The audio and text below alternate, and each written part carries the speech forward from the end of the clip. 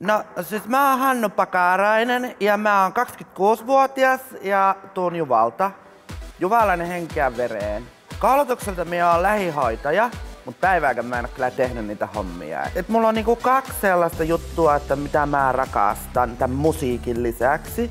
Hoki, mä oon hokikaveri ja sitten autojen tuunaaminen on mulla semmonen niinku, mitä me Juvalla paljon niin kaverien kanssa tehdään.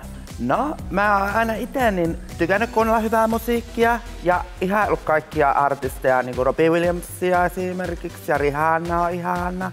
Ja mun avokki, Johanna, me mennään kesällä naimisiin, niin se on sanonut, että Hannu, sä oot just sellainen mikä sä oot, että sun pitää toteuttaa ittees ja niinku mennä kohti unelmia ja tavoitteita.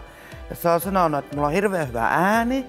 Niin mä ajattelin, että mä kokeilen vähän siipiäni tässä. Saa nähdä miten käy, eihän sitä tiedä koskaan. Terveisiä mä haluan lähettää ihan kaikille Suomen hokipojille. Äänestäkää mua ja pysytään äinä.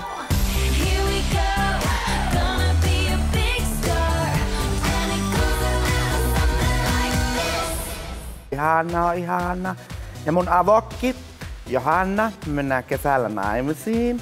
Niin se on sanonut, että Hannu, sä oot just sellainen mikä sä oot, että sun pitää toteuttaa itse hommia. Et mulla on niinku kaksi sellaista juttua, että mitä mä rakastan tämän musiikin lisäksi. Hoki, mä oon hokikaveri ja sitten autojen tuunaaminen on mulla semmonen niinku. No siis mä oon Hannu Pakarainen ja mä oon 26-vuotias ja tuun Juvalta. Juvalainen henkeä vereen. Koulutukselta mä oon lähihoitaja. Mutta päivääkään mä en oo kyllä tehnyt niitä ja niinku mennä kohti unelmia ja tavoitteita. Ja se on sanonut, että mulla on hirveän hyvä ääni, niin mä ajattelin, että mä kokeilen vähän siipiäni tässä. Saa nähdä mitä me Juvalla paljon niin kaverien kanssa tehdään.